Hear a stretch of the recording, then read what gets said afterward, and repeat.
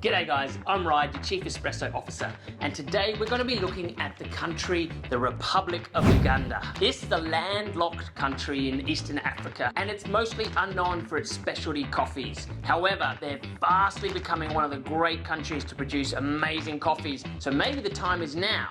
So let's take a look at the history of coffee in Uganda.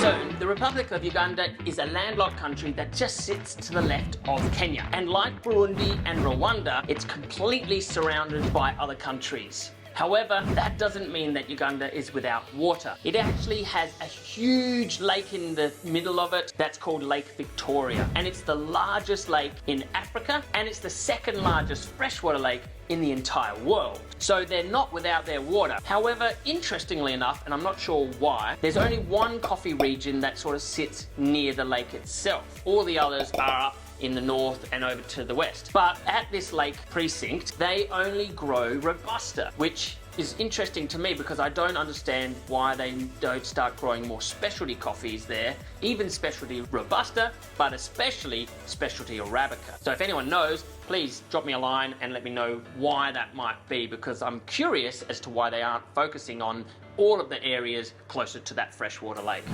Now, what I love about Uganda is its history with the coffee tree, because coffee has been growing there natively for thousands and thousands of years. So even before we as a human race discovered coffee in about 500 AD, there were coffee growing there. So maybe the people that lived there were already using it in some way that we didn't know about. But I love that history goes so far back that it predates all of our knowledge about coffee, and that these people have been growing it for such a long time. They really understand coffee itself, even if they haven't been big exporters around the world. So even though Robusta isn't considered a specialty coffee, because if you've seen my other videos on what makes coffee a high quality, it's about the quality of the tree, the species, and Arabica is another species of coffee tree that's known to be super high quality. So Robusta, it's not quite there. However, a lot of the Robusta trees are actually high grown, so they're grown above 1400 meters above sea level,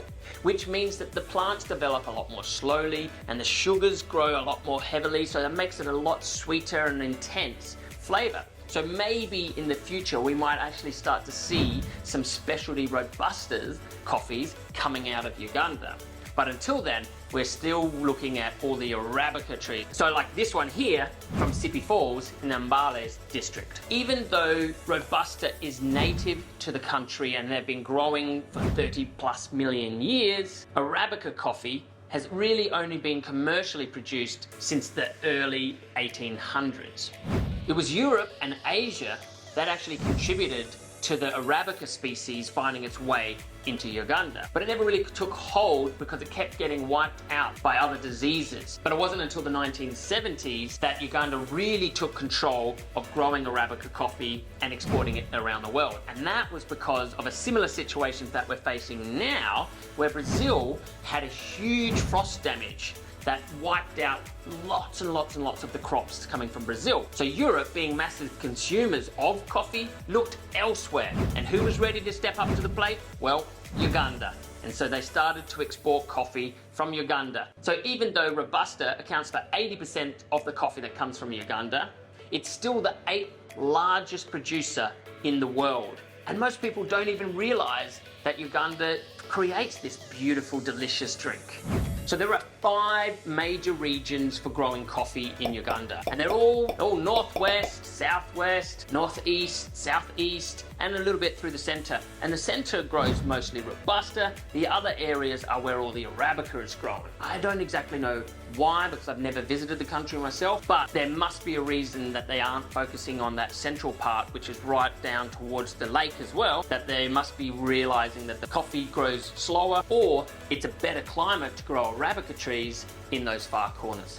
So, of the Arabica coffees that are grown in Uganda, there are different varieties. And the major one is obviously Typica, which is the mother of all coffee trees. Basically, every Arabica coffee variety has stemmed somehow from this Typica variety. Then they created some called SL14, SL28. And what that stands for is Scott Laboratories over in Kenya. They researched 42 different varieties of coffee in a lab, testing them for all sorts of leaf rust resistance and other disease resistance, yield, ability, growing conditions, all sorts of things. SL14 was the number 14 of those 42, and SL28 was the most famous because it was disease resistant, had a high yield, and its ability to deliver on all fronts, including an amazing flavor, was why it became the most sought after coffee for a long time in Kenya and then moved to Uganda. There is another variety as well called Bugishu or Bugisu. I'm not sure how to pronounce it, so maybe someone can help me out with the pronunciation, but it's a local variety of Nisaland, which is another variety of coffee trees growing in a particular place called Mount Elgon, which is a volcanic site, and it's also describing the way they process the coffees.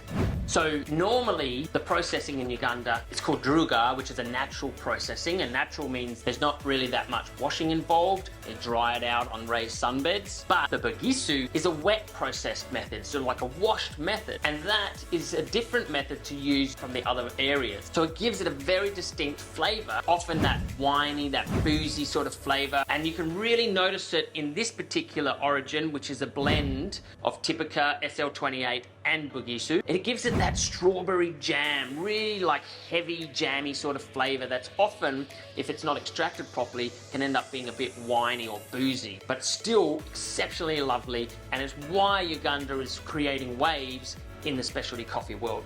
And what makes this particular coffee so exceptionally crisp and clean is the Bugisu coffee. Because of the way that they process it with that washing process, it gives it a lot cleaner and crisper flavor, which is very unlike a lot of the Ethiopian coffees right next door to it, where there's a scarcity of water. Mostly they use the natural method where they don't wash it and they leave it out in the sun.